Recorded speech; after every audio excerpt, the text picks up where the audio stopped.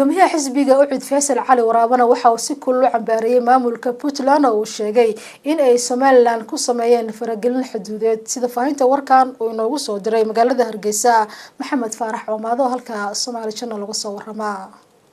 gudoomiyaha xisbiga mucaaradka ee Ucid Engineer Faysal Cali Waraabe ayaa ka hadlay booqasho uu shalay ku yimid magaalada Taleex oo kamid ah degmooyinka gobolka Sool madaxweyne ku-xigeenka Puntland Cabdisamed Cali Shire waxaanu Faysal Cali Waraabe uu sheegay in maamulka Puntland uu deegaamadaasi ka wado sida uu hadalka u dhigay xasilooni darro iyo fadqalalo waxaanu si gaar ah carabka ugu dhuftay madaxweynaha maamul goboleedka Puntland Cabdiraxmaan Sheekh Maxamed Faroole oo uu sheegay inuu mas'uul ka yahay arintani shalay ka dhacday magaalada Taleex Engineer Faysal Cali Waraabe warbaahinta kala duwan kula hadlayay xarunta xafiiskiisa ee magaalada Hargeysa ayaa waxa hadaladiisa kamid ahaa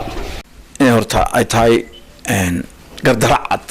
oo magaalada ay Soomaaliya magaalada ay maamulka Mijirteeniya waxaan ogahay in horta maamulkaas Faroole inuu hadda yahay maamul saqiiray qiil ku jiro lagu kacsan yahay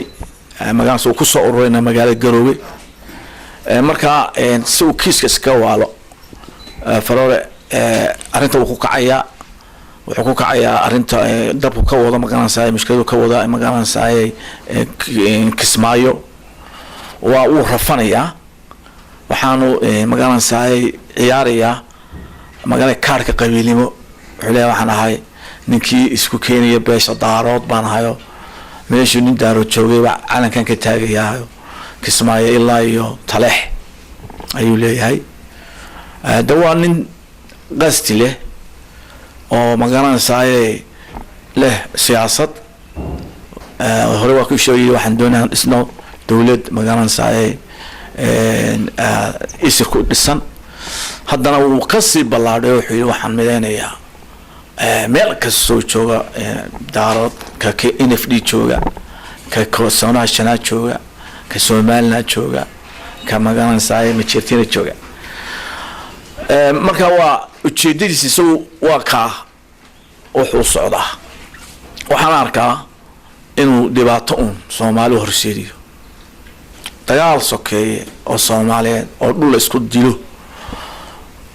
ayuu horseediyaa tii maanta 22 sano ay Soomaaliya ahayd colaheed